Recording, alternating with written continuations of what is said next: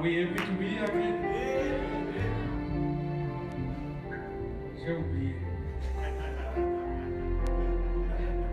Que Dieu vous bénisse. Alors j'ai vu les regards qu'on m'a donné là. J'ai compris que quelque chose ne va pas. Hein? Dieu vous bénisse. Ce soir nous parlons en français. Le français seulement. Si vous pouvez me mettre debout. Nous allons dans les livres de Matthieu 27. J'ai changé un peu ce que j'ai lu le matin, mais c'est le même message. Commençons au verset 45. Depuis la 6e heure jusqu'à la 9e, il y eut des ténèbres sur toute la terre. Et vers la 9e heure, Jésus s'écriait d'une voix forte: Eli, Eli, lama sabachthani. C'est-à-dire, mon Dieu, pourquoi m'as-tu abandonné? Quelques-uns de ceux qui étaient là, l'ayant entendu dire, il appelle Eli. Aussitôt, l'un prend une éponge, il remplit de vinaigre et l'ayant fixé à un roseau, il lui donna à boire. Mais les autres disaient, laisse, voyons si Eli viendra les sauver. Jésus poussa de nouveau un grand cri et rendit l'esprit. Voici les voiles du temple se déchirant en deux depuis le haut jusqu'en bas. La terre trembla, le rocher s'étendit, les sépulcres s'ouvrirent et plusieurs corps des saints qui étaient morts ressuscitèrent. Étant sortis des sépulcres après la résurrection de Jésus, dans la ville sainte et apparut un grand nombre de personnes. Que Dieu bénisse la lecture de sa parole. Nous allons prier. We lift him higher.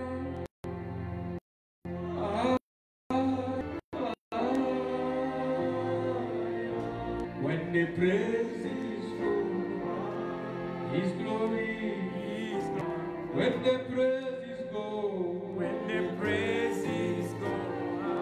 His glory. We lift him high.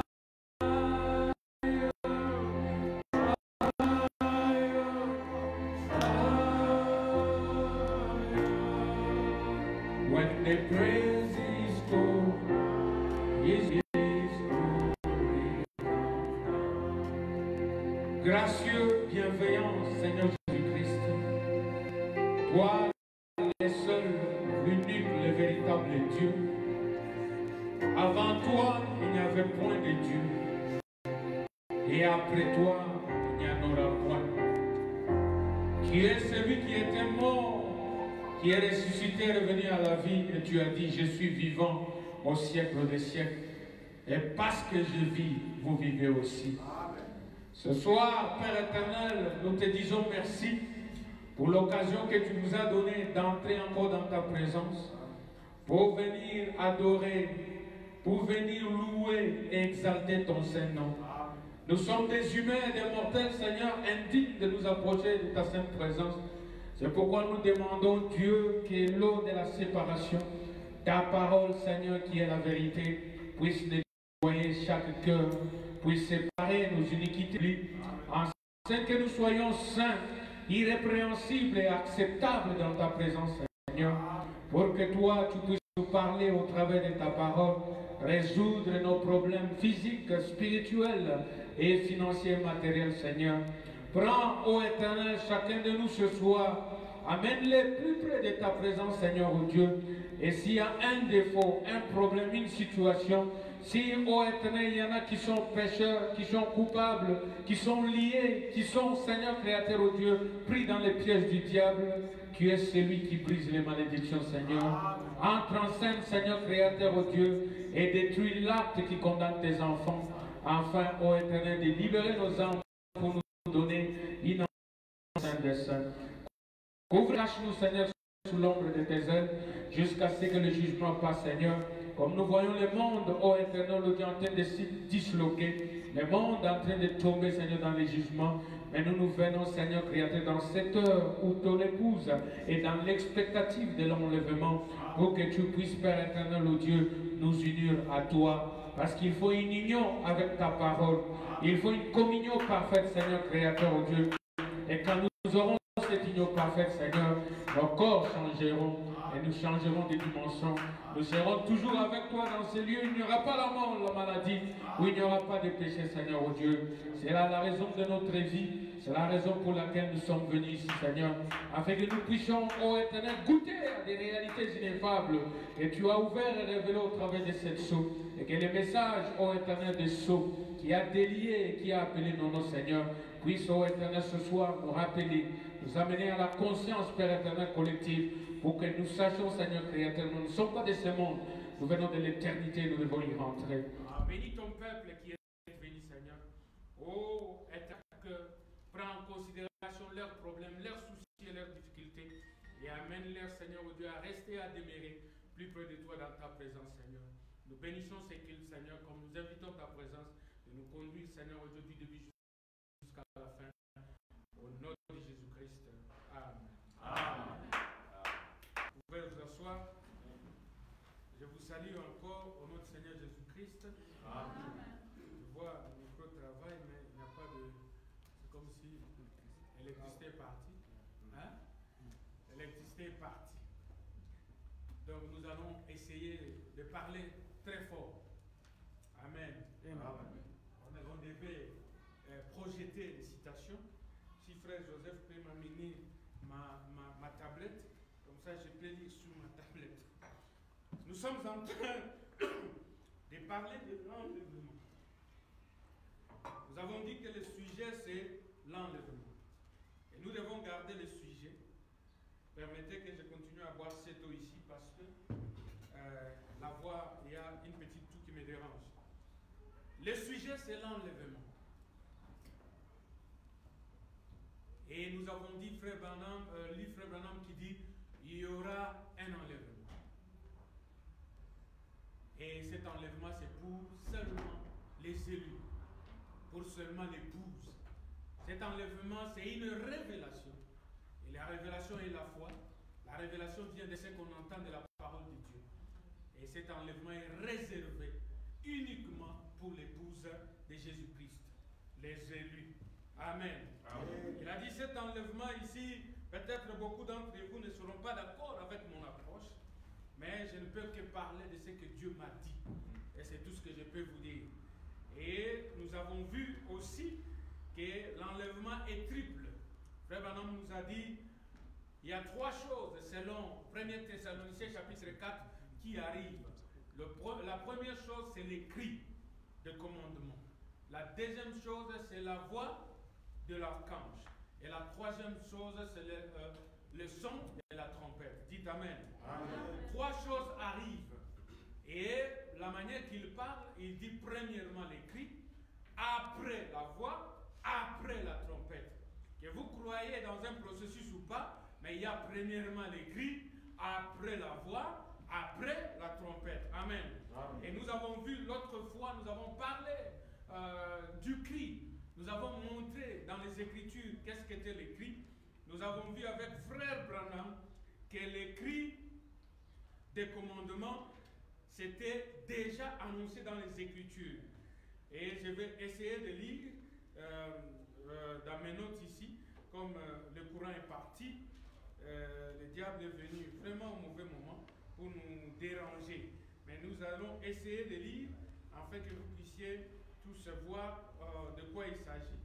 Nous sommes dans le message l'enlèvement au paragraphe 141. L'enlèvement, nous commençons par là. Frère Branham me dit les cris de commandement. Si peut-être on peut me donner le tableau, comme on n'a pas tout ce qu'on a préparé, on ne peut pas le répéter à cause du courant qui est parti juste au début. Nous allons peut-être faire ça au tableau. Nous sommes dans l'enlèvement 141. Nous pouvons commencer à 139.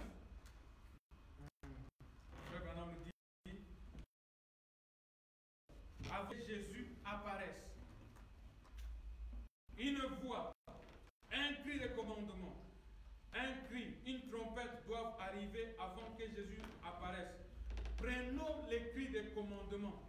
Jésus fait ces trois choses pendant qu'il descend. Un cri de commandement. Qu'est-ce? C'est le message qui est proclamé premièrement. Dites Amen. Amen. Frère Branham nous apprend par la parole qu'un cri de commandement, c'est le message qui est proclamé premièrement. On a déjà vu ça, mais je vais y aller vite, parce qu'il faut qu'on comprenne les cris, la voix et la trompette. Le cri. Les cris, premièrement, Frère Branham nous dit, c'est un message. Et il continue pour nous dire, c'est le message des 7 sceaux. Amen. Amen. Les cris, c'est le message des 7 sceaux. Quand vous descendez en bas, il dit, c'est Apocalypse 10. Amen. Alléluia. Amen. Un ange au-dessus et un ange en bas, qui est le prophète. Alléluia. C'est ça les cris de commandement. Quand vous voyez cette nuée-là, alléluia, Amen. Christ descend, le 7e ange est sur la terre, et quand il lui donne un message, il a dit, toutes les fois que j'ai commencé à vous parler, je vous disais qu'il y aura un message. Le voici. Il a dit pas les années de préparation, mais quand le message du 7e ange arrive. Et le message du 7e ange se trouve dans les livres d'Apocalypse 1 à 7. Dites Amen. Amen. Apocalypse 10, 1 à 7, les livres qui étaient scellés de sceaux, les livres de la rédemption qui étaient dans les mains de Christ devaient être remis à l'homme. Pourquoi? Parce que vos noms et votre identité, qui vous êtes, étaient scellés avec les livres. Et quand le livre est ouvert, Dieu vous ramène votre identité. Il appelle votre nom. Votre nom n'est pas Bob ou Joseph. Votre nom, c'est la parole. Quand vous écoutez l'appel de l'époux, à l'ouverture du 7e sceau, vous avez entendu votre nom. C'est pourquoi vous êtes venu vous asseoir. Alléluia. Amen. Alors, les cris de commandement, c'est un message. Le message des 7 sceaux. Vous allez lire là-bas. Il dit, et la manière de faire de Dieu, il ne fait rien sans révéler sa parole à ses serviteurs, les prophètes. Dans Amos 3, 7, il dit qu'il ne fera rien sur la terre sans l'avoir premièrement révélé à ses serviteurs, les prophètes. Et aussi sûrement qu'il a promis, il le fera. Comment il le fera? Il dit, il nous a été promis dans les derniers jours, conformément à Malachie 4, qu'il y aura le retour d'un prophète dans les pays. Dites Amen. Alors le message vient au travers de qui? D'un prophète. Alléluia.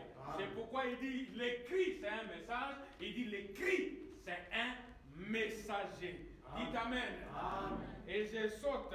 Maintenant il dit ceci, 133. Souvenez-vous que le message a été promis comme tous les mystères qui ont été embrouillés par les bandes ecclésiastiques. Il faudra que ce soit un prophète venant tout droit de Dieu pour révéler cela. Parce qu'on avait dit à Jean, celle qu'on dit ces choses, c'est cette tonnerre ne l'écrit pas. Mais au jour de la voix du 7e ange, quand lui sonnera, le mystère de Dieu sera connu. Dites Amen. Le mystère de Dieu sera révélé. Il dit, ça doit être un prophète qui vient directement de Dieu, pas des séminaires, un prophète. Maintenant, souvenez-vous, je suis maintenant à 136. Il dit ceci, il a ordonné ce chose soit. Maintenant, il doit arriver ceci là. La première chose qui arrive, suivez-moi bien, lorsqu'il descend du ciel, il y a un cri de commande. Qu'est-ce un message pour rassembler les gens? Il nous dit le cri c'est quoi? Un message. Et le travail du cri, rassembler les gens. Dites Amen. Amen. Il nous dit qu'est-ce que le cri et ce que le cri fait. Le cri c'est un message. Et le message fait quoi? Rassemble les gens. Dites Amen. Amen. Un message est proclamé premièrement. Eh bien, c'est le temps de la préparation des lampes. Dites Amen. Amen. Levez-vous, préparez vos lampes. Voici l'époux vient. Maintenant, il nous informe encore que le cri, Matthieu 25. Dites Amen. Amen. C'est le cri de minuit. Le cri de minuit, ce n'est pas Kakou Philippe. Le cri de minuit, c'est un prophète. Dites Amen. Amen. Un prophète qui apparaît, c'est lui qui dit, voici l'époux, allez à sa rencontre. C'est ce qu'il nous dit, préparez vos lampes. Et j'ai montré qu'il y avait 10 vierges. Toutes les 10 attendaient l'époux. Toutes les 10 avaient entendu les cris de minuit. Toutes les 10 étaient venues pour voir l'époux. Toutes les 10 étaient des vierges. Il n'y avait pas de prostituées, parce que les prostituées, c'est l'église catholique et les protestants. La Bible les appelle la grande prostituée et ses filles. Amen. Ce sont des prostituées. Mais ici, on parle des vierges. Les vierges ont été appelées pour rencontrer l'époux. On rencontre l'époux, pourquoi? Pour le mariage. C'était pendant la période sombre. Et il devait y avoir quelqu'un. Parce que la Bible dit, on cria. Les on là, c'est un prophète. Il y a un précurseur qui crie. En criant, voici l'époux. Ce n'est pas l'époux lui-même qui a crié. Quelqu'un a crié. Et toutes les vierges se réveillent. Et elles commencent à préparer les lampes. 5 d'entre elles, elles étaient vierges. On ne peut pas leur reprocher leur vie. Mais elles manquaient quelque chose. Elles manquaient l'huile. L'huile, c'est la révélation. Le Saint-Esprit. Amen. Elles étaient venues rencontrer l'époux, mais sans l'huile. Vous ne pouvez pas rencontrer l'époux sans révélation. Parce que l'enlèvement est une révélation. Pour le rencontrer, il faut avoir la révélation de comment est-ce qu'il vient. Amen. Comment il se révèle. Alors les 5 qui n'avaient pas d'huile n'ont pas pu le rencontrer. Et au moment où il faut entrer, on les a envoyés d'en chercher. Alléluia. Parce qu'ils portaient les livres, c'est écrit révélation des 7 sceaux. Mais eux disaient, il n'y a que 6 sceaux qui sont révélés. Amen. Amen. Mais ils portent les livres révélation des 7 sceaux. Mais ils ne croient que 6 sceaux. Parce que le 7e sceau, c'était l'époux. Et ils ne sont pas entrés pour voir l'époux. Donc ils n'avaient que 6 sceaux. Jusqu'à la tribulation. C'est pourquoi la Bible dit qu'ils sont allés dans la tribulation, là où il y a des grincements dedans. Parce qu'ils ne croyaient, ils croyaient en cela. Mais le 7e sceau, c'était lui-même. Il fallait entrer pour le voir. Et nous croyons tous les 7 sceaux. Dites Amen. Et quand ils sont venus, les autres sont entrés, les autres sont restés. Et frère Branham nous pointe. Il prend Thessaloniciens chapitre 4. Le Seigneur lui-même viendra avec les cris, la voix et la trompette. Il dit les cris, c'est Matthieu 25. Dites Amen. Amen. Matthieu 25. Nous continuons. Il dit ceci. Il dit, découvrir qu'il n'avait pas d'huile, mais c'est le moment de préparer le lampe.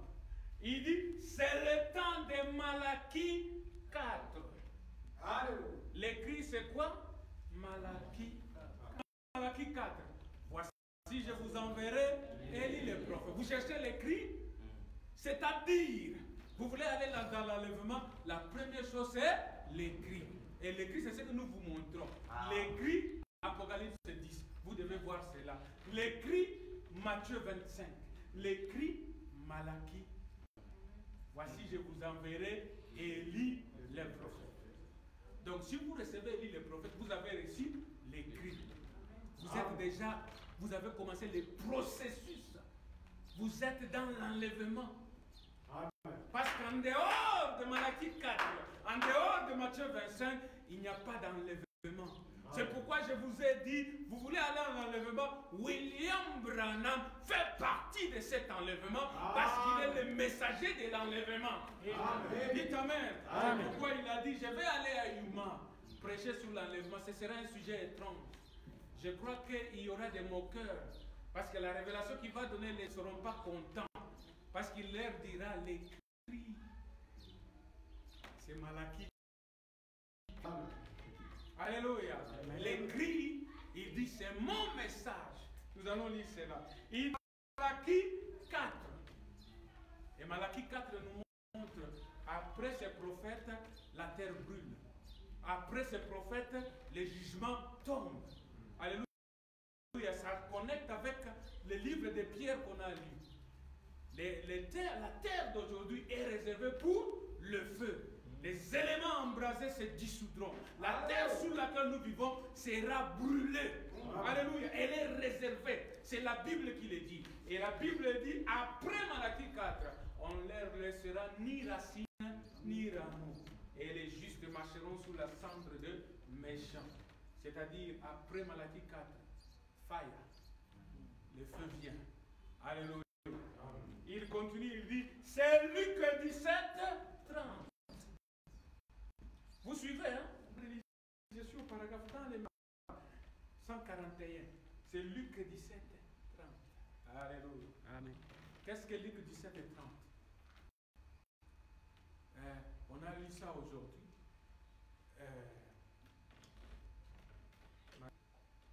Ce n'est pas ici dans mon tout ça, mais je vais vous dire. Vous allez croire quand même, non? Amen. Il dit ceci, Luc 17 et 30. Tous les croyants savent que Luc 17 30 égale à Genèse 18. Jésus, quand il prêchait, comme je prêche, il n'y avait pas de Nouveau Testament. La Bible terminait sur Malachie. Maintenant, dans l'église, comme les frères ici, c'est les frères Luc. Il était dans l'église, en train d'enregistrer la prédication de ces jours-là. Il est arrivé au chapitre 17 de son enregistrement. C'est là où Jésus leur dit, ce qui arriva au temps de Sodome arrivera de même au jour où le Fils de l'homme sera révélé. Et celui qui est en train d'enregistrer, enregistre. C'est ce jour-là qu'on a eu Luc 17 et 30. Parce que l'écrivain était Luc, il écoutait Jésus et il écrivait. Dites Amen. Mais Jésus, il prêchait dans Genèse 18. Amen. Alléluia. Il prêchait ce qui était arrivé. Et il leur montrait ce qui était là, arrivera pareillement à la fin de temps. Alors nous, en tant que croyants, si c'est Luc 17, 30 qui est Genèse 18, nous devons rentrer à Genèse 18 pour connaître qu'est-ce que l'écrit avait fait là-bas. Dans Genèse 18, quand Elohim, Amen, celui qui est venu chez Abraham n'était pas Jésus. C'était un homme dans la chair humaine. Abraham appela Elohim. Amen.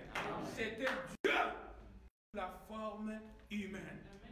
Il vient, il appelle Abraham. Abraham, Dieu. Il préparait. Et l'homme commence à parler. Il était venu avec 3 missions. Suivez-moi bien. Première mission, c'était venir apporter les changements à amener et parler, révéler les mystères de la destruction du monde des gentils. 3 missions. Il y avait une partie qui concerne Abraham, son changement. Il y avait une partie qui concerne le monde des païens, les sodomites. Amen. Amen. La partie de l'autre, c'est Abraham qui l'a ramené. Ce n'était pas Elohim. Amen. Elohim était venu à Abraham. Parlant de l'autre, c'est Abraham qui a parlé. Parce que quand Dieu devient le juge, toi tu deviens l'intercesseur. Toi tu ne dois pas condamner les frères pécheurs. Toi tu dois aller chercher les pécheurs. Toi tu dois pas dire, Abraham n'a pas dit, Seigneur, comme il t'avait rejeté, détruisez-les, brûlez-les. Je voulais voir comment ils brûlent. Il a dit, Seigneur, comme tu veux, est-ce que les juges détruiras-tu les justes et les impies?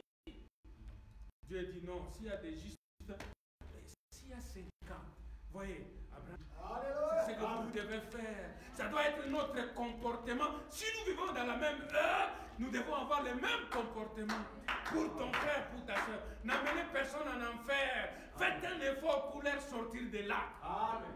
Amen. Amen. Parce que le trône était rempli de fumée, mais la miséricorde est devenue dans l'homme, dans le cœur d'Abraham. Il a intercédé. Dieu a dit, si je trouve 10, je ne ferai pas. Abraham, au lieu de continuer, bon, il a pensé qu'il y en aura peut-être 10. Il y a eu moins de 10, non? Il y a eu seulement l'autre et 3 seulement. Vous voyez, le temps de l'enlèvement, il y aura toujours une minorité. Au temps de Noé, 8. Au temps de l'autre, 3. Et Jésus leur dit, ce qui arrivera, arrivera demain. Qu'est-ce qui arriva? Dieu a visité Abraham. Et quand il le visite, il montra un signe. Le signe, c'était quoi? Il tourne et il discerna les pensées de Sarah. Sarah était dans la confusion comme l'Église est dans la confusion. Sarah ne pensait pas que la chose était possible. Comme vous pouvez penser que tout ce que nous prêchons, ce n'est pas possible. Mais sachez-le, Dieu qui a donné la promesse, Dieu accomplira la promesse parce que Dieu est son propre interprète. Alléluia. Sarah a regardé et elle a dit, c'est impossible. Au lieu de confesser ce que l'homme disait, elle a commencé, est-ce que moi ici, j'aurais encore regardé mon état? Ne regardez pas à votre état. Amen. Regardez à la parole. Ne regardez pas là où vous êtes. Même si vous êtes pécheur ce soir, la chose c'est que vous avez entendu l'appel. Vous êtes venu répondre à l'appel de Christ. Alléluia. Amen. Ne regardez pas à l'état. Quand ils étaient là, Dieu a commencé à dire à Abraham, cacherai-je. Donc il y avait un mystère caché que Dieu avait dans son cœur. Le mystère de tous les temps. Cacherai-je à Abraham. Dieu n'est jamais allé révéler le mystère à Sodome. Il n'est jamais allé chez l'autre là. Il a dit, cacherai-je à Abraham ce que j'ai envie de faire. Dieu révèle le mystère de cette eau à l'épouse. Dites Amen. Parce qu'Abraham représente l'élu. Amen. Et frère Branham dit, le ministère du Fils de l'homme est arrivé 3 fois. Premièrement, avec Abraham comme un homme. Deuxièmement, à la semence naturelle d'Abraham. Quelle est la semence naturelle d'Abraham? Les Juifs. Dites Amen. C'est là où le Fils de l'homme, sous la forme de Jésus de Nazareth, est venu chez eux. Il a discerné les pensées de Pierre. Dit chez la femme samaritaine. Le même signe comme chez Sodome, il l'a fait. Et la troisième partie, c'était chez le même ministère des Fils de l'homme. Amen. À la semence royale d'Abraham, qui nous sommes. La semence qui vient par la foi. La semence naturelle, la semence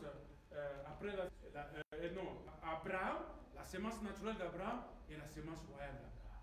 3 fois seulement. Depuis que le monde est monde, jusqu'à ce que le monde finira. 3 fois. Et 3, c'est la perfection. Si vous entendez qu'il y a Fils de l'homme à Kinshasa, c'est faux. Amen. Amen. Vous entendez qu'il y a Fils de l'homme à Zimbabwe, c'est faux. Amen. Il n'y a que 3 fois le ministère du Fils de l'homme. Alléluia. Amen. La première fois, Jésus n'était pas encore né. Dieu lui-même a créé un corps, il est entré dedans.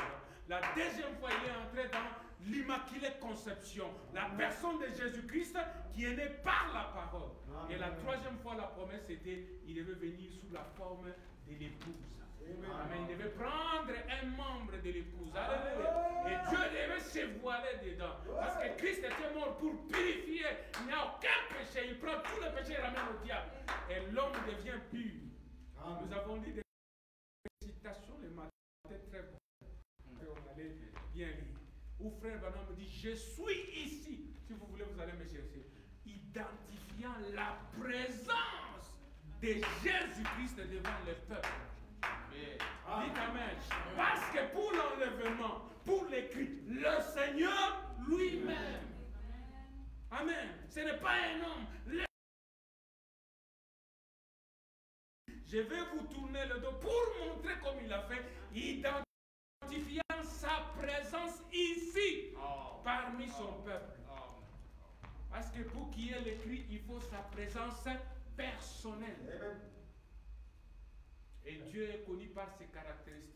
Amen. Je ne dis pas que Branham c'est lui.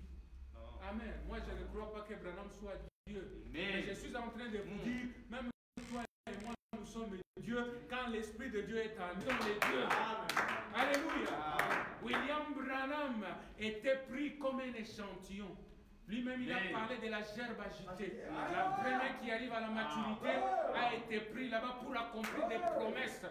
Luc 17, 30, Apocalypse 10, Malachie 4. Ces promesses ont été accomplies là-bas. Pourquoi? Parce que l'Église avait des prédicateurs dénominationnels qui sont allés au séminaire. Ils ont voulu prendre le moteur de cet eau. les moteurs à 16 cylindres. Alléluia. Ils ont voulu prendre ces moteurs pour essayer de démarrer, ça ne démarrait pas. Jusqu'à ce qu'un homme est venu. Il y a ici un homme qui peut allumer la lumière. Cet homme-là est venu en train de passer. Il a dit, est-ce que je peux vous aider? Le mécanicien là avec les spans dénominationnels a regardé. Il a dit, ah, ok, toi tu ne ressembles pas à un mécanicien, hein? Tout cela. Il dit, ok, prends Apocalypse 10, prends Lévitique 17, prends Matthieu 25, prends ceci. Alléluia. Et le moteur a plombé. L'homme a dit, qui es-tu? Alléluia. C'était Dieu voilé. Amen. Dieu caché, révélé dans la simplicité. Il a dit, je suis l'inventeur. Alléluia. L'inventeur de cette Bible. Il n'y a que lui qui peut l'inventer.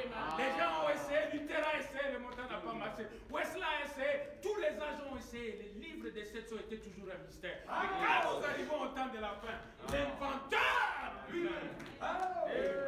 Alléluia. Dans la simplicité. Et les livres, la Bible est devenue un nouveau livre. Alléluia. Parce que Frère Branham dit, quand j'ouvre la Bible, quel que soit là où j'ouvre, alléluia, je vois le plat complet. C'est devenu un nouveau livre. Parce que l'inventeur a pris. Et quand les mots 16 cylindres, il dit les autres étaient là seulement à polir les pneus. C'est tout ce qu'il faisait. Mais il n'y avait pas l'octane, il n'y avait pas la dynamique. Il fallait la révélation des sceaux. Et Dieu est venu au travers de son prophète. Dites Amen. Caché. C'était un homme comme les autres. Et l'autre a dit, je comprends. Parce que c'est lui qui a inventé, il connaît le monde. Alléluia.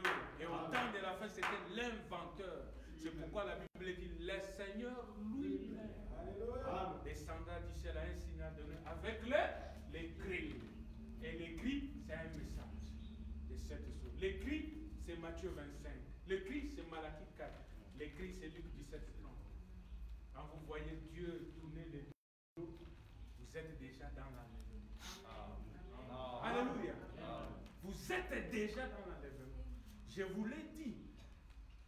L'enlèvement, le processus de disparition, c'est quelque chose comme, j'ai donné un exemple terre à terre, vous mettez l'eau sur le réchaud. Quand ça commence à chauffer par le Saint-Esprit, l'eau commence à disparaître. Amen. Mais vous avez mis la couvercle, l'eau est dedans. Mais la quantité de l'eau ne fait que diminuer jusqu'à ce qu'il n'y aura plus d'eau. Où est parti? Où est parti l'eau? Rien ne se perd, rien ne se crée. Tout se transforme. Et si vous appelez un scientifique, il va retrouver cette eau-là. Par la condensation, il va faire le reverse et il va retrouver cette eau-là. Parce que la loi de la science dit rien ne se perd, rien ne se crée. C'était toujours la même chose, mais sous le feu, parce qu'on l'a mis sous une atmosphère, une température.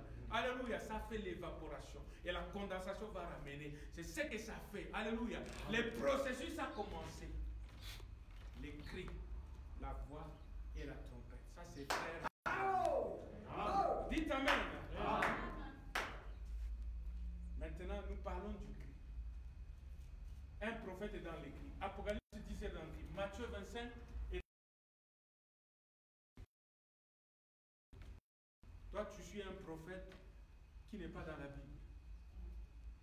Quel enlèvement tu parles? Les cris, c'est Malachie 4.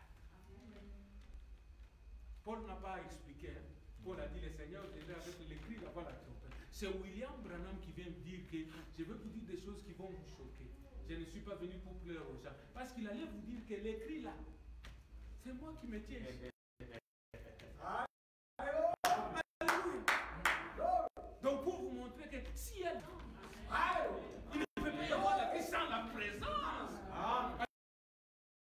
Alléluia. Il doit y avoir la présence. Nous voyons qu'il y a un ange au-dessus et un autre en bas. Dites Amen. C'est pourquoi il a dit, quelle est l'attraction sur la montagne? C'est la raison de tout ce bruit. Dieu accomplissant sa parole d'Apocalypse 10, 1 à 7. Dites Amen. Amen.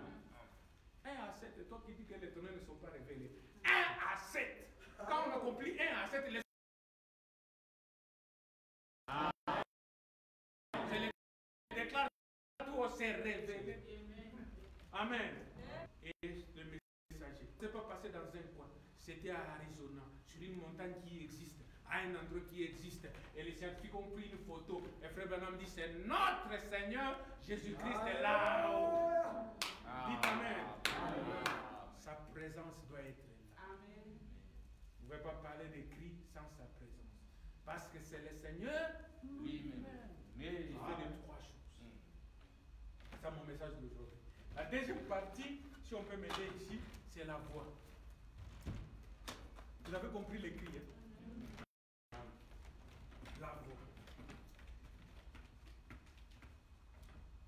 J'ai coupé court, vite pour vous montrer. La deuxième chose, la voix. La voix de l'archange. Et nous avons lu ensemble avec vous, Église,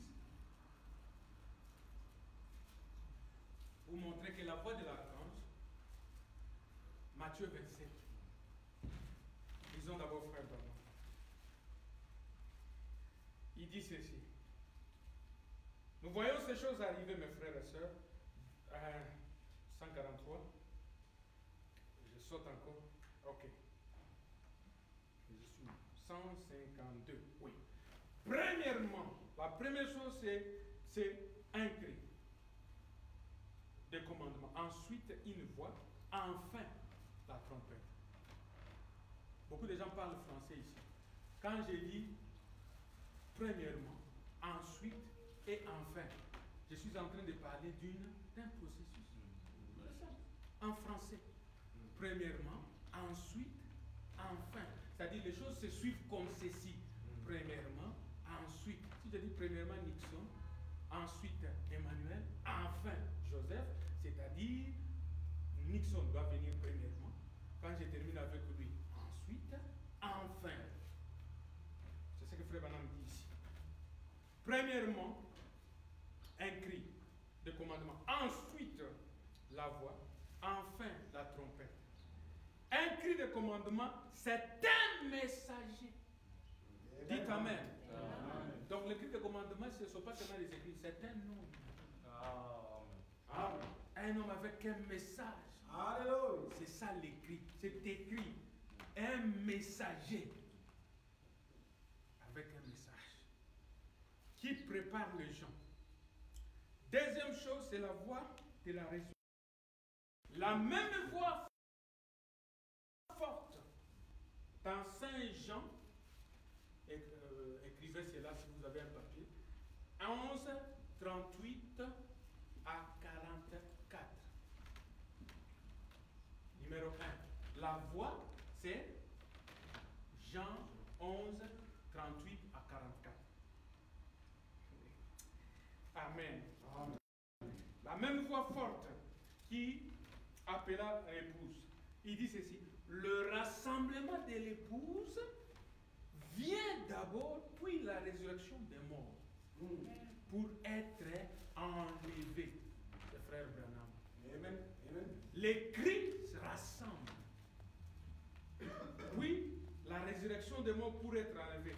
Observez ces 3 choses arriver. Quelle est la chose suivante? Une trompette. Une voix, un cri de commandement, une trompette. La 3e chose, c'est une trompette qui, chaque fois, lors de la fête des trompettes, elle appelle les gens à la fête. Ça sera le souper. Amen. Amen. Nous sommes là. La trompette, c'est quoi? Le souper. Trompette. Trompette. Frère Branham dit, ce sera le souper de l'épouse. Le souper de l'agneau. C'est Apocalypse chapitre quoi? 19. Amen. Dites Amen. Amen. Ça sera Apocalypse 19